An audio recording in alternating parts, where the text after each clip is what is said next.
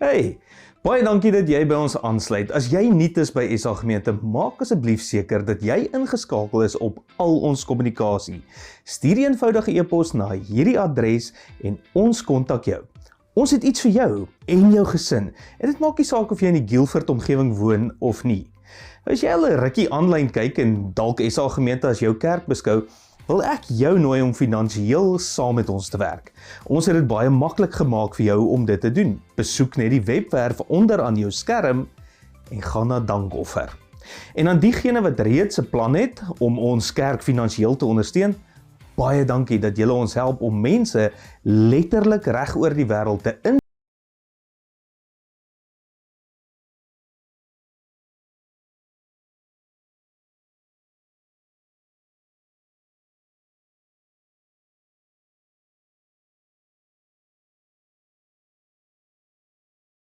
Liefste SA Gemeente, dit is 'n wonderlike voorreg om weer vandag saam met elkeen van julle te kan saamwees.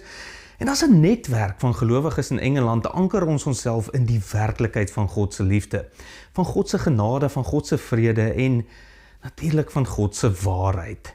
So, wat gebeur nou na Paasfees, na ons eerste jaarlikse kiek van Christen wees na Kersfees? Sien ons mekaar eers weer in volle glorie by die Kerssangdiens? Die skrywers van die Nuwe Testament dink anders. Hulle reken die laaste koninkryk sal vir ewig duur en nie net fees tot fees nie. Ek het definitief 'n agenda met hierdie preek vandag. En my agenda met hierdie preek is dat elkeen Jesus nie net as ons verlosser sal aanvaar nie, maar dat jy bereid sal wees om Jesus te aanvaar vir wie sy naaste vriende gesê het hy is en sy vyande gevrees het wat hy dalk kan wees. Mag jy sien wat nog altyd daar was en dit nooit ontsien nie. Nou vir jarelange kerkgangers mag hierdie dalk 'n bietjie vreemd klink, want in al jou jare in die kerk is ek oortuig, jy het nog nooit hierdie gehoor wat ek vandag vir jou wil sê nie. Jy sal dalk sê, as ek het nog nooit gehoor het nie, hoe kan ek jou glo dat dit waar is, Sebastian?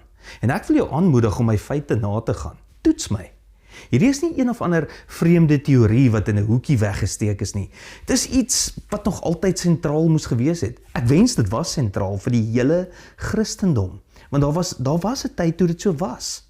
En dit het die wêreld verander. Dit is wat uiteindelik veroorsaak het dat Rome moes buig en Jesus moes erken en eer vir wie hy gesê het hy is. Ten spyte van die feit dat dit daardie selfde ryk was wat hom gekruisig het. Nou in enige geloofstradisie ontvang jy 'n bepaalde siening van God en 'n eenvoudige raamwerk wat ons as 'n kind ontvang het. Dit was en is die fondament vir alles wat met geloof te doen het. Dit is iets waarop jy al jou oortuigings, tradisies, verwagtings en geloofspraktyke kan ophang. Jou raamwerk het bepaal of jy die Bybel lees, hoe jy die Bybel lees, watter vertaling jy lees, wat beklemtoon word en wat nie beklemtoon word nie. Dit het jou siening van God beïnvloed en jou siening van die hiernamaals. Dit het bepaal wat jy as sonde beskou het, wat nie as sonde gesien is nie.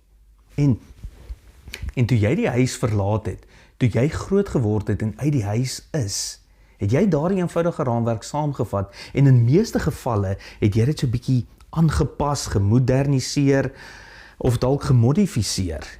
So, kom ek gee jou min of meer die raamwerk waarmee ek groot geword het. En ek is seker, meeste van julle gaan aanklank vind hierby. God het alles geskep en dit was goed. Toe het die mens gekom en die mens het gesondig en so sonde in die wêreld ingebring en alles te mekaar gemaak. Later het God vir Jesus gestuur om vir ons sondes te betaal en as jy jou geloof in Jesus plaas, dan gaan jy hemel toe. As jy nie jou geloof in Jesus plaas nie, dan gaan jy hel toe. God seën jou, gaan oorwin die wêreld. Ek meen, dit was dit, né? Natuurlik het ons baie ander goed ook aan hierdie raamwerk opgehaak, soos die Bybel is God se woord, die skrif is deur God geïnspireer, die 10 gebooie, en dan soos altyd was daar hierdie praktiese goeders, wie jy mag trou, wie jy mee mag uitgaan, hoe ver is te ver, wanneer jy nagmaal mag gebruik, hoe jy nagmaal gebruik, wie nagmaal mag gebruik, wie gedoop mag word, wanneer jy gedoop moet word, daardie tipe goeders, alles het hulle plek gevind op daardie eenvoudige struktuur wat vir ons gegee is toe ons klein was. Want uiteindelik, as iemand gevra het, wat beteken dit om 'n Christen te wees, was daar hierdie boom met al ons dinge opgehang daaraan. En in die middel van dit alles, verlossing. Dit is wat saak maak, van begin tot einde. Al was hierdie idee van verlossing sentraal, en al het ek dit geglo, diep geglo, het ek, en ek neem aan jy ook, die sogenaamde sondaarsgebed, meer kere gebid as wat ek kan onthou. Jy weet, daardie gebed wat jy bid, wanneer jy 'n Christen word. Ek het gebid, Here, kom in my hart. Ek wil hê Jesus moet my verlosser wees. Ek glo, hy het aan die kruis gesterf, vergewe my sondes. Amen. En dan sê iemand vir my, okay, Seb, jy is nou 'n Christen. Maar dan kom 'n evangelis by jou skool aan, by jou werk of selfs by jou kerk, en hy sê iets wat jou laat twyfel aan my redding. So dan bid ek dit weer. Dan sê 'n prediker, selfs die duiwel glo, dis nie genoeg om te glo nie. Is jy seker jy's 'n Christen? En ek is soos, ek het gedink ek is, Here Jesus, asseblief, kom weer in my hart in. En dan iemand anders, het jy sonde in jou lewe? En ek, ja, natuurlik het ek. Wel, dan kan jy nie seker wees jy's gered nie. Ek bid weer en weer en weer, en is hierdie siklus. Ons het nie werklik versekering gehad nie, het ons. Dit is die punt. En dit is belangrik. Want hoe sentraal hierdie hele struktuur ook al was, en hoe baie ek dit geglo het, daar was altyd hierdie een vraag, is ek in? Is ek regtig in? Is ek 'n Christen? Want dit was die belangrikste vraag. Is jy seker van wat met jou gaan gebeur wanneer jy sterf? So die fokus van geloof het geskuif weg van hierdie lewe. Alles was oor die volgende lewe. Dit was min of meer my raamwerk. Dalk jou nou ook. Of miskien was jou nou heel anders. Dalk meer charismaties met die gawes van die Gees sentraal. Miskien katoliek, routine. Jy Sondag, jy doen iets, jy's weer vergewe, jy sondig weer, dalk orthodox, dalk hervormd, maar hoe dit ook al was, jy het 'n raamwerk ontvang, en jy het dit nie bevraagteken nie, want volwassenes het dit vir jou gegee, en daardie teologie, daardie eenvoudige template, het alles bepaal. Jy het skrifversies gekry wat dit ondersteun het, en jou kerk het dit beklemtoon, die verse, die idees, hierdie filter, en in baie moderne Christelike tradisies, beslis in myne, was Jesus 'n primêre rol eenvoudig. Redder. As jy vra, wie is Jesus? Dan is die antwoord, my persoonlike verlosser en saligmaker. Die een wat ek gevra het om my hart te kom. Die een wat my sondes vergewe. Die een wat die wêreld red. Dis alles waar natuurlik. Dit is alles in die Bybel. En so het Jesus 'n baie spesifieke plek begin inneem. Ek weet dit klink vreemd, maar Jesus het geword soos daardie vriend wat jy net bel as jy in die moeilikheid is, in geval van nood Jesus. Maar jy onthou wat jy gehoor het. As jy getrou is om jou sondes te bely, hy is getrou en regverdig om jou te vergewe. So jy vra weer en weer. Maar my vriend, het ek nou vir jou goeie nuus vandag. God het jou lief. Jesus is jou kaartjie hemel toe. Maar wat van die titel verlosser? Jy sien, dit is nie die primêre titel wat Jesus vir homself gegee het nie, jy het dit geweet. Nie eers die hoofrol wat hy gekies het nie. Jy kan dit self gaan nagaan as jy my nie glo nie. En asseblief doen dit, check my op. Dalk sien jy iets wat ek gemis het of nie raak sien nie. Maar ek kon nie een enkele plek in die hele Nuwe Testament kry waar Jesus homself verlosser noem nie. Ander mense het. En ja, hy het gekom om ons van ons sondes te red. Dit is deel van sy sending. Maar nie hy of enige iemand na aan hom het hom verlosser genoem nie. En tog het Jesus 'n duidelike titel gehad. Gaan kyk in die heel eerste verse van elke liewe Nuwe Testamentiese dokument. Ek dare jou. Matteus, Markus, Lukas, Johannes, Petrus, al Paulus se goed, Openbaring. Kyk mooi, elke keer word Jesus met 'n titel verbind. Die manier waarop die skrywers van die Nuwe Testament hom aan ons voorstel, dit is nie dieselfde raamwerk as die een waarmee jy groot geword het nie. En dit is hoekom ons partykeer lees en voel, ek verstaan nie heeltemal nie. Veral die gelykenisse, né? Veral Paulus, want ons het ons eie boom, en wanneer iets nie by hierdie versieringkies pas nie, dan los ons dit. Ons kyk na 'n gelykenis soos die verlore seun, daardie een verstaan ons, en die goeie Samaritaan, die pas vreeslik mooi, maar die res, almal begin met dieselfde lyn. Die koninkryk van God is soos, en ons weet nie wat om daarmee te doen nie.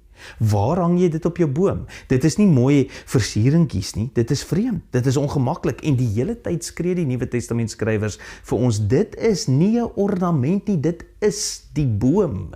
Jy het dit agterste voor. Ons het een van Jesus se rolle, verlosser, geneem en dit sy titel gemaak. En nou kyk ons na alles wat hy sê, alles wat hy doen, deur 'n verkeerde lens. En ons mis die storie, ons mis die lyn, die hart. Meestal word mense wat hieroor praat geïgnoreer, want die paradigma is so vas, so gefestig en alles wat buite dit val, gly net af. So ek wil by Lukas begin en ek wil begin aan die begin. En ek kies hierdie teks doelbewus want ons sien dit as seisonaal Kersfees. Maar Lukas sou sê, o nee, dit is nie 'n seisonale gedeelte nie. Dit is fundamenteel. 'n Engel verskyn aan Maria, 'n meisie, 'n niemand in Galilea. Sy's bang. Natuurlik is sy bang. En hy sê vir haar, moenie bang wees nie, Maria. Jy het guns gevind by God. Jy, Maria, gaan 'n seun hê. En jy mag nie sy naam kies nie. Hy gaan Jesus genoem word en hy gaan groot wees. Hy sal genoem word die seun van die Allerhoogste, die seun van die Skepper van die heelal, die seun van God. En jy wag vir die volgende sin, ek en jy wag vir dit, sodat jy hemel toe kan gaan wanneer jy sterf. Maar dit is nie daar nie. Dit is nie wat die engel sê nie. Dit is wat ons raamwerk vir ons sê. Dit is wat ons gehoor het. God het 'n verlosser gestuur sodat ek kan hemel toe gaan. En Lukas wil amper uitroep, waar kry jy dit? Sit stil en luister vir 'n slag. Ek's besig om iets buitengewoon aan jou voor te stel en alwaarin jy kan dink is jouself en wat met jou gaan gebeur wanneer jy sterf. Maar dit is nie waaroor dit gaan nie. Lukas sê, dit is nie oor wat met jou gebeur wanneer jy doodgaan nie, dit is oor wat met jou gebeur terwyl jy lewe, nou, en jy is uitgenooi om deel te wees daarvan. En die engel gaan dan aan. Die Here God sal aan hierdie kind 'n troon gee, die troon van sy voorvader Dawid, en net daar moet ons stop. Want daardie woord troon beteken iets, en daardie naam Dawid beteken nog meer, en dit bring ons by die kern. Jesus kom nie net om te red nie, hy kom om te heers. Ek het gedink, hy sal red, maar dit is net 'n funksie, dit is nie sy hoofrol nie, dit is nie sy primêre titel nie, dit is bykomstig. Lukas sê, kyk mooi, hy sal regeer oor die nageslag van Jakob. Hoe lank? Vir altyd. En jy soos, wag, vir altyd is 'n lang tyd, en Lukas sê, ek's nog nie klaar nie, sy koninkryk sal letterlik nooit eindig nie. Matteus, Markus, Lukas, Johannes, dit is nie net stories oor hemel en hel nie, dit is nie net oor wie is in en wie is uit nie, dit is baie groter. Lukas dokumenteer die storie van jou koning, God se finale koning, die laaste koninkryk wat vir ewig sal duur, en jy, my vriend, is uitgenooi, nie net om dit te glo nie, maar om daaraan deel te neem. Nou, vandag, hier, in jou huis, by die werk, in jou gemeenskap, jy is uitgenooi om as 'n burger van God se finale koninkryk letterlik te leef. En dit is nie iets wat kom nie, dit het reeds begin, dit is aan die gang, en wanneer daardie lens, daardie raamwerk jou manier van lees word, dan begin alles wat Jesus gesê het, sin maak. Die Nuwe Testament skrywers was nie vaag nie, hulle was duidelik, Jesus is 'n koning en Jesus is God se laaste koning. En nou dat jy dit weet, daag ek jou uit, gaan lees die Nuwe Testament, probeer my verkeerd bewys, maar nou dat jy dit gesien het, nou dat jy dit gehoor het, gaan jy dit begin raak sien, oral, nie net hier en daar nie, want niemand begrawe die hoofpunt nie. Dis in die eerste sinne van amper elke liewe boek in die Nuwe Testament. En hier is iets belangrik. Christus, die woord, is nie Jesus 'n van nie, dit is nie sy naam nie, dit is 'n titel, dit is 'n titel wat honderde kere in die Nuwe Testament met Jesus verbind word, die primêre titel, maar dit is so naby aan sy naam gebruik, dat mense dink dit is sy naam. Dit is jammer, en dit is belangrik. Want hierdie klein detail, hierdie titel wat nie behoorlik vertaal is nie, het veroorsaak dat ons die punt heeltemal mis. Dat ons hom gereduseer het tot 'n sondeverlosser. En daardeur het ons die storielyn verloor. En skielik maak baie van wat Jesus leer nie meer sin nie, want ons probeer dit ophang aan 'n boom waar dit nie pas nie. En in hierdie proses verminder ons nie net sy rol nie, ons mis wie hy is. Die term Messias, jy het al daarvan gehoor, dit is 'n Joodse woord, dit kom uit Hebreëus uit, dit is diep, dit is oud, en ons assosieer dit met Jesus. En die woord Messias beteken eenvoudig gesalfde een, meer spesifiek iemand wat gesalf is om koning te wees. Interessant genoeg verskyn hierdie woord Messias slegs 7 keer in die hele Nuwe Testament. En dit is belangrik, want die Nuwe Testament was nie geskryf vir Jode nie. Dit was geskryf vir Grieksprekende mense, vir mense wat nie geweet het wat 'n Messias is nie. Dit is 'n Joodse idee, 'n Joodse woord. So die skrywers van die Nuwe Testament, hulle gebruik dit amper glad nie, want vir hulle lesers sou dit niks beteken het nie. En dit is waarom dit so tragies is. dat ons dit mis. Want die evangelieskrywers, hulle gaan uit hulle pad om Jesus se identiteit super duidelik te maak. Nie vir 'n godsdienstige elite nie, maar vir gewone mense, vir mense soos ek en jy. So eerder as om die Hebreëse woord Messias te gebruik hulle die Griekse ekwivalent Christos. Christos het 'n breë betekenis gehad, iemand wat gesalf is, iemand wat gekroon is, iemand wat aangestel is as koning. Dis hoekom reg deur die Nuwe Testament, jy sien hoe die term Christos keer op keer met Jesus verbind word. Nie as 'n van nie as 'n bynaam nie, maar as 'n titel, Jesus Christus, Jesus die gesalfde, Jesus die koning, en enige Griekse leser sou dit onmiddellik verstaan het. Dit was nie versteek nie simbolies nie subtiel nie, dit was 'n duidelike verklaring. Jesus is die regmatige koning. En dit is hoekom daar vir soveel weerstand teen die vroeë kerk was, want hulle het nie gegaan en gesê, goeie nuus, julle sondes kan vergewe word nie, want wie gee om in daai wêreld? Wat is in elk geval 'n sonde? In die heidense wêreld het elke god sy eie smaak gehad, sy eie meer, sy eie grense. Daar was geen universele morele standaard nie, geen behoefte aan verlossing van sonde nie. Dit was nie die storie nie, dit was nie die punt nie. Die vroeë Christene het iets radikaal gesê. 'n Koning het gekom, en hy is nie Romeins nie, en hy is nie keiser nie, en hy is nie stil nie, hy het opgestaan. So jare na Jesus se opstanding, dalk 25 jaar of meer, gebeur daar nogal 'n interessante ding in Antiochië, 'n groot besige stad, en daar's hierdie groep mense, mal mense, né? Dit is wat hulle gesê het. Sommige was familie, sommige was vriende, en hulle begin hierdie Joodse rondreisende leraar Jesus aanbid. Hy's dood, maar hulle sê hy lewe, en hulle noem hom koning, en hulle hou nie op nie. Hulle praat van die gesalfde en die koning wat God gestuur het, en die mense wat hulle nie kon verdra nie, hulle het 'n sarkastiese bynaam vir hulle gekry, Christianos, volgelinge van die gesalfde een, volgelinge van die koning, Christene. Want selfs die mense wat teen hulle was, het verstaan wat hulle beweer. Dit is nie net iemand wat vergewe nie, dit is nie net iemand wat jy volg omdat jy 'n beter mens wil wees nie, dit is nie iemand wat jou hemel toeneem nie, dit is iemand met reg om te regeer, reg om jou lewe te lei, reg om hierdie wêreld te herskep, en dis hoekom hulle daardie naam gekry het, en dis hoekom dit gebly het, tot vandag toe nog. Pilatus luister, en hy's ongemaklik, hy soos, ek verstaan nie wat het dit met my te doen nie. Vir hom lyk dit soos 'n interne godsdienstgeskil, iets Joods, iets wat net hulle pla. Hy's amper geïrriteerd. Hoor hier, as hy een van julle reëls oortree het, vat hom terug, doen wat julle wil, julle het tog bietjie spasie, julle mag hom slaan, julle mag hom vashou, maar julle mag hom nie doodmaak nie, dis my grens. So, hanteer dit self.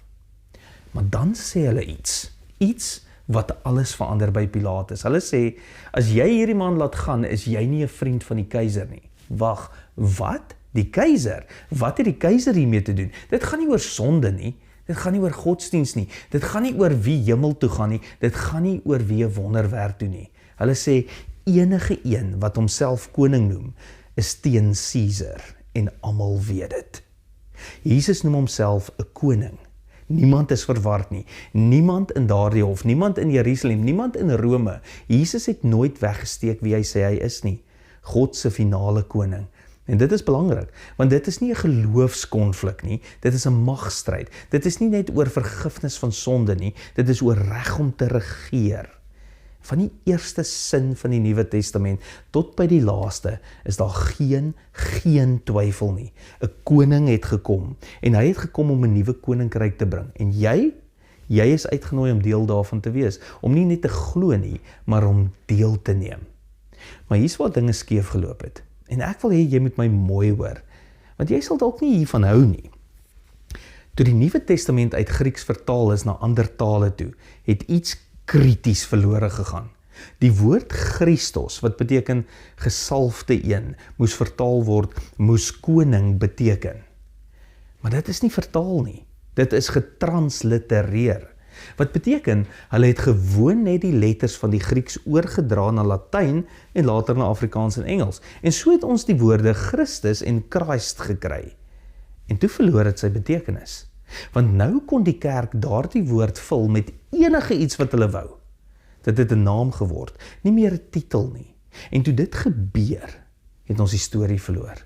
En dalk het jy dit nooit geweet nie. Dit is nie jou skuld nie. Dit is onsin. Mense soos ek wat preek, mense wat leer, mense wat dit moes verduidelik het soos ek. Maar jy sit hier en jy weet nou. En as jy dit eenmaal gesien het, kan jy dit nie ontsien nie. Nou elke keer as jy lees Jesus Christus of Christus Jesus of ons Here Jesus Christus, gaan jy dit anders lees. Jy sal dit hoor as Jesus die gesalfde, Jesus die koning, God se finale koning. En dan sal jy besef, hierdie geloof, dit is nie net oor hoe om hemel toe te gaan nie, verlos te word nie. Dit is oor 'n koning en dit is oor 'n koninkryk. Ons sien waarvoor ons kyk. Dis eintlik maar universeel. As jy jou kinders wil vang terwyl hulle iets mooi doen, sal jy dit die hele tyd sien. As jy verwag dat hulle gaan aanjaag, sal jy dit die hele tyd sien. Ons sien waarvoor ons kyk en dit geld vir geloof ook. As jy geleer is, God is liefde, dan lees jy die Bybel en jy soek liefde. En dis daar. As jy groot geword het soos ek, waar alles oor moraliteit en etiek gegaan het, dan soek jy reëls en dis ook daar. Maar as jy leer om te kyk vir 'n koning, dan begin jy hom sien oral. En die hele storie begin vorm aanneem. Die betekenis val in plek. Nie net wie jy glo nie, maar wie jy volg en aan wie jy oorgee en wat jy bou saam met hom. 'n Koning het gekom en jy's deel van daardie koninkryk. Die hele tyd reg deur die Nuwe Testament skree die outeurs dit van die bladsye af. Die plot is nie net redding nie, die kern is nie net vergifnis nie, dit is groter, veel groter. 'n Koning het gekom en elke keer as jy jou Bybel oopmaak, elke keer as jy begin lees, moet jy begin soek, nie net vir 'n verlosser nie, maar vir 'n koning. Want jy is nie net uitgenooi om te glo nie, jy's uitgenooi om deel te neem aan 'n koninkryk, die laaste een, die ewige een. En hopelik, al is daar twyfel in jou, al is daar 'n bietjie skeptisisme, vra jy nou 'n baie belangrike vraag. Okay, so wat nou? Wat beteken dit dan vir my? Wat doen ek met dit alles? Want dit is die regte vraag, dis die moeilike vraag. Wat beteken dit vir jou, vir my, vir ons almal, vir die wêreld? En om hierdie vraag te beantwoord, en as jy dit beantwoord wil hê, gaan jy Guildford moet kom op 25 Mei. Ons gaan hierdie vraag daar verder verken, een vir een. Maar kom ek gee so lank vir jou 'n leidraad. Iets wat jou dalk 'n bietjie sal skuif. As jy die middelpunt van jou geloof sou skuif, weg van 'n kaartjie hemel toe en terug na die koms van 'n koning en die geboorte van sy koninkryk, dan sal jy begin verstaan hoekom almal wat Jesus geken het en almal wat geweet het hoekom hy gekom het, sy boodskap as goeie nuus vir almal beskou het. En dalk, net dalk, sal jou weerstand teen hierdie koning begin smelt. Dalk sal jy vir die eerste keer nie net 'n kaartjie aanvaar nie, maar 'n uitnodiging. Nie om een of ander dag iets te ontvang nie, maar om nou deel te wees van God se laaste koninkryk en van sy ongelooflike laaste koning. En dit sal jou verander. En lank gelede het dit die wêreld op sy kop gedraai.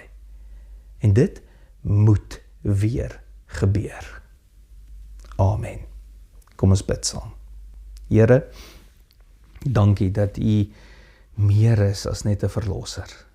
Natuurlik, dankie dat U ook 'n verlosser is en ons vrymaak en dat ons dit nie vir een oomblik ontken nie. Dat dit 'n funksie is van wie U is.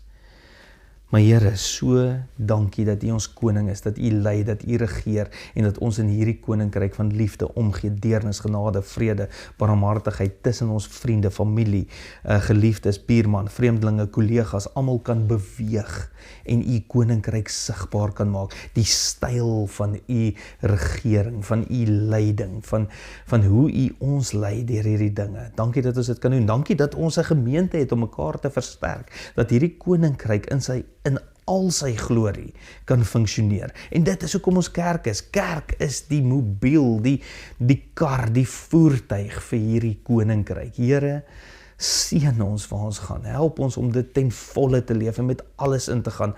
Om dalk weer tot bekering te kom tot hierdie koning. Here, help ons asseblief om vry te kom van net 'n kaartjie hemel toe.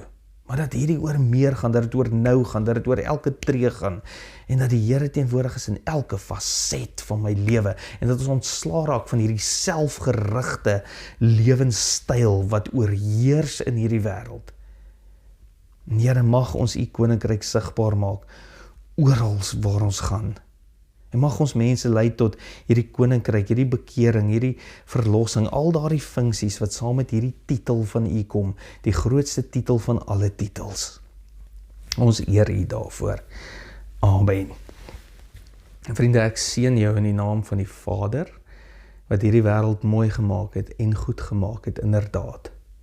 En ek seën jou in die naam van Jesus Christus, sy Seun, wat as koning kom regeer, wat op hierdie aarde vir ons kom wys het, hoe lyk hierdie koninkryk, en vir ons stories en gelykenisse vertel het, van hoe lyk hierdie koninkryk, en vir ons kom wys het, hoe dit in ons lewens kan lyk.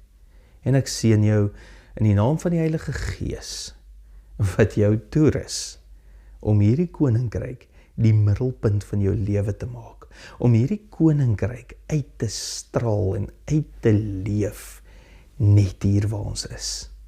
Jy is geseënd. Amen.